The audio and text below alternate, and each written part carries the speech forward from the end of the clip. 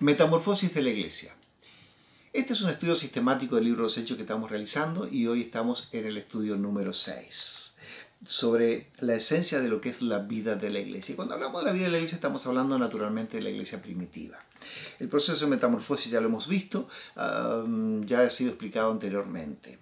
La misión del libro de los Hechos está centrada en Hechos 1:8, cuando dice: pero recibiréis poder cuando haya venido sobre vosotros el Espíritu Santo y me seréis testigos en Jerusalén, en toda Judea, Samaria y hasta lo último de la tierra. Esa es la misión que tenemos nosotros como iglesia. El Evangelio en Jerusalén. Vamos a hacer un resumen de cada uno de los puntos que hemos estado viendo y vamos a centrarnos en 2 puntos en el día de hoy. Había arrepentimiento. La iglesia primitiva tenía arrepentimiento. Se hablaba de pecado y se hablaba de arrepentimiento. Por lo cual, cuando hay pecado y reconocimiento de pecado y arrepentimiento, tenemos la base exacta para poder trabajar en la vida de las personas. Mientras tanto, no, porque si no hay reconocimiento de ser pecador, no tenemos nada que hacer como iglesia. La investidura de poder. El Evangelio se propaga porque el Espíritu Santo desciende sobre la iglesia y en aquel momento se produce una propagación de una forma incalculable que vemos en los números que se van dando en el libro de los Hechos. Ahí es donde se da la multiplicación y vemos en el libro de los Hechos que primero se habla de 120 que estaban en el aposento alto, después vemos 3.000 personas que escuchan el Evangelio, vemos 5.000 personas, muchos obedecían a la fe y los sacerdotes obedecían a la fe. Son pasajes que los encontramos en los primeros capítulos, lo que era el Evangelio en lo que era toda Jerusalén. Había abundancia, porque había equidad, cada uno tenía lo que necesitaba y las personas vendían sus propiedades porque tenían un concepto espiritual muy diferente, porque Jesús había marcado sus vidas, de tal forma que ellos vendían lo que tenían, lo traían a los pies de los apóstoles para que cada uno tuviese lo que necesitaba. Por lo tanto, la equidad era un punto muy importante en ese momento. Vivían en lo sobrenatural. Aprendieron a vivir en el milagro, sabían lo que era la vida de milagros y a partir de ahí ellos comenzaron a vivir experiencia tras experiencias. Tenían voz profética, que es donde nos vamos a centrar este día, donde la iglesia podía levantar la voz sin ningún problema en medio de las injusticias. Tenían reconocimiento de lo que eran las marcas de Jesús en la vida de las personas y por último, que lo vamos a ver en la próxima, son las adversidades internas y externas que se tenían en la iglesia. Adversidades internas porque se trabajaba con personas y al trabajar con personas, las personas cometen errores, cometemos errores continuamente y las adversidades externas son las presiones externas que ellos tenían como iglesia. El Evangelio en Jerusalén, la voz profética.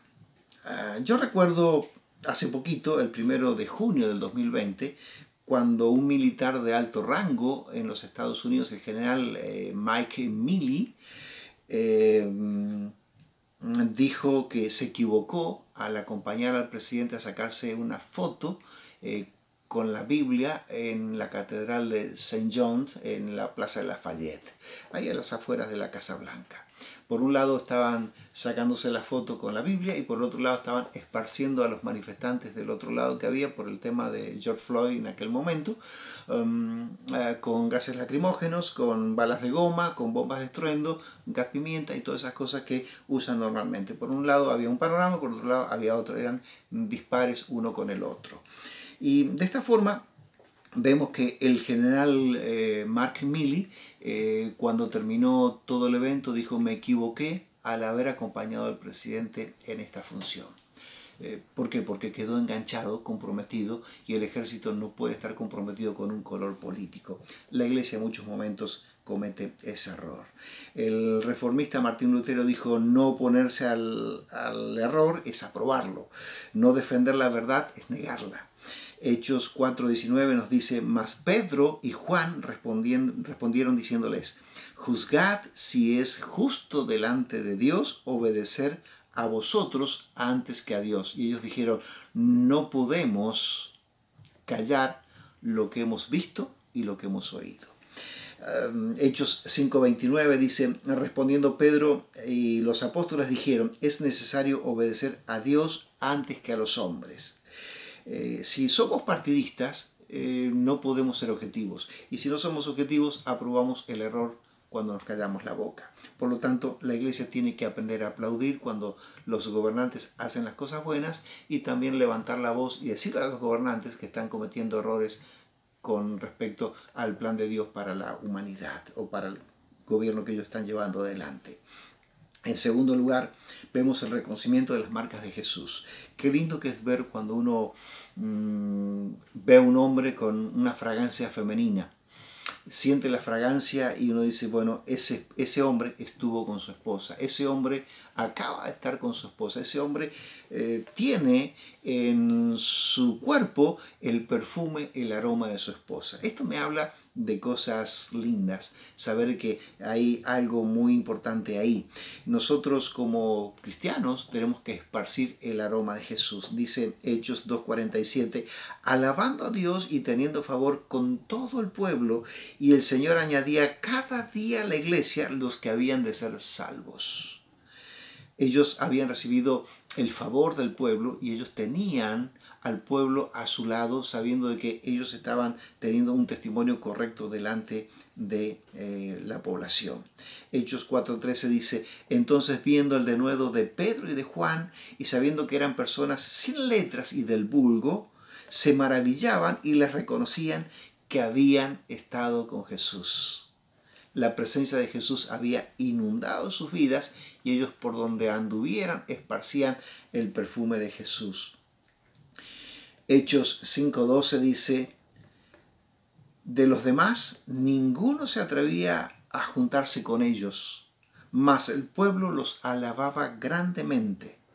Hay un dicho popular que reza de la siguiente forma, dime con quién anda y te diré quién eres. Si tú aprendes a estar en la presencia de Jesús, donde tú vayas, a tu trabajo, a tus estudios, a la calle donde tengas que ir, vas a esparcir el aroma de Jesús, porque estuviste en la presencia de Jesús.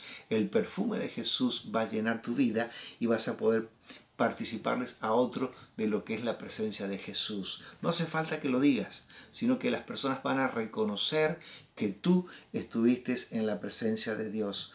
El mundo va a conocer a Jesús cuando nosotros aprendamos a aplaudir lo que hay que aplaudir, levantar la voz profética cuando tengamos que decirle a los demás que están cometiendo errores, y también cuando nosotros nos demos cuenta que pasamos tiempo en la presencia de Jesús. Si tú pasas tiempo en la presencia de Jesús, tu vida va a ser transformada, tu entorno va a ser transformado, tu familia va a ser transformada. Donde tú estés vas a tener la presencia de Jesús y algo va a pasar. Dios te bendiga mucho.